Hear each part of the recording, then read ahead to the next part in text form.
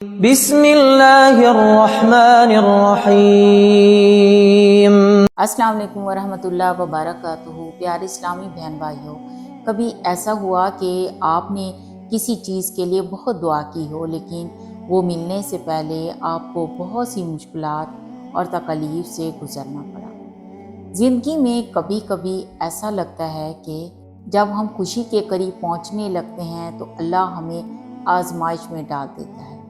آخر ایسا کیوں ہوتا ہے؟ کیا اللہ ہمیں تکلیف دینا چاہتا ہے یا اس کے پیچھے کوئی گہری حکمت ہے؟ آج ہم اسی راز کو کھولیں گے جو آپ کی زندگی کو بدل کر رکھ دے گا۔ ہم انسان فطرتاً تبھی کسی چیز کی قدر کرتے ہیں جب ہمیں اسے حاصل کرنے کے لیے کچھ کھونا پڑے۔ جب ہم تکلیف سے گزرتے ہیں اور جدوجہد کرتے ہیں، مثال کے طور پر ایک بچہ جو محنت کیے بغیر ہر چیز حاصل کر لے، وہ کبھی ان چیزوں کی قدر نہیں کرے گا، لیکن اگر وہ کسی چیز کو پانے کے لیے محنت کرے، تکلیف اٹھائے اور صبر کرے تو وہی چیز اسی کے لیے قیمتی بن جاتی ہے۔ اسی طرح اللہ جب ہمیں کسی بڑی خوشی سے نوازنا چاہتا ہے تو پہلے ہمیں آزمائشوں سے گزارتا ہے تاکہ ہم اس خوشی کی حقیقت کو سمجھ سکیں اور اس کی قدر کریں۔ سوچیں، ہم اللہ سے سب سے زیادہ خلوص سے کب دعا کرتے ہیں؟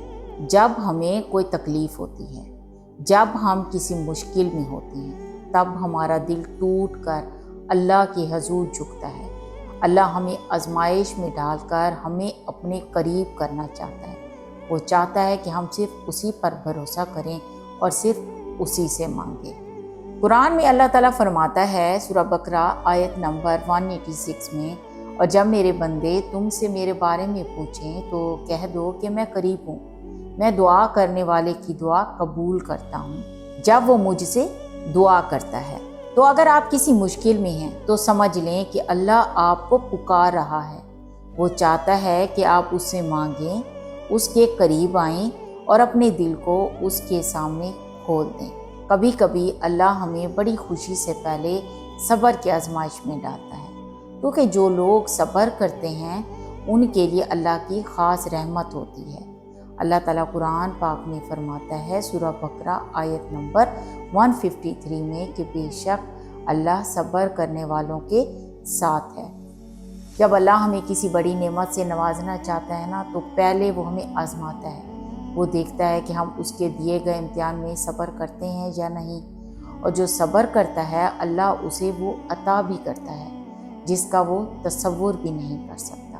سوچیں، ایک بیج جب زمین میں بویا جاتا ہے تو وہ مٹی کے نیچے دب جاتا ہے، اندھیرے میں چلا جاتا ہے، بارش میں بھیگتا ہے، مشکلات سہتا ہے، مگر یہی آزمائش اسے ایک مضبوط درخت بنا دیتی ہے۔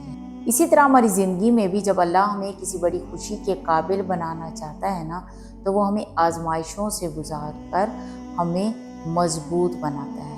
آپ نے دیکھا ہوگا کہ دنیا میں جو بھی کامیاب شخص ہوتا ہے نا، اس نے کسی نہ کسی آزمائش اور مشکل کا سامنا ضرور کیا ہوتا ہے۔ یہی قانون اللہ کی رحمت کا ایک حصہ ہے۔ جب اللہ ہمیں آزمائش میں ڈالتا ہے تو ہمیں دو راستے ملتے ہیں۔ ایک، یا تو ہم نا امید ہو کر شکوہ کرنے لگتے ہیں، یا دوسرا جو ہے وہ یا صبر کریں، اللہ پر بھروسہ رکھیں اور اس کے فیصلے کا انتظار کریں۔ جو لوگ صبر کرتے ہیں اللہ انہیں وہ عطا کرتا ہے جو ان کے لیے بہترین ہوتا ہے۔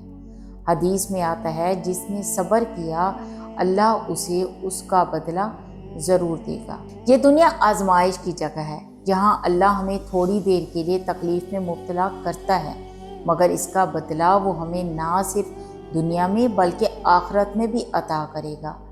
صحیح مسلم کی بہت ہی خوبصورت حدیث ہے جس میں نبی کریم صلی اللہ علیہ وسلم نے فرمایا، دنیا مومن کے لیے قید خانہ ہے اور کافر کے لیے جنت ہے۔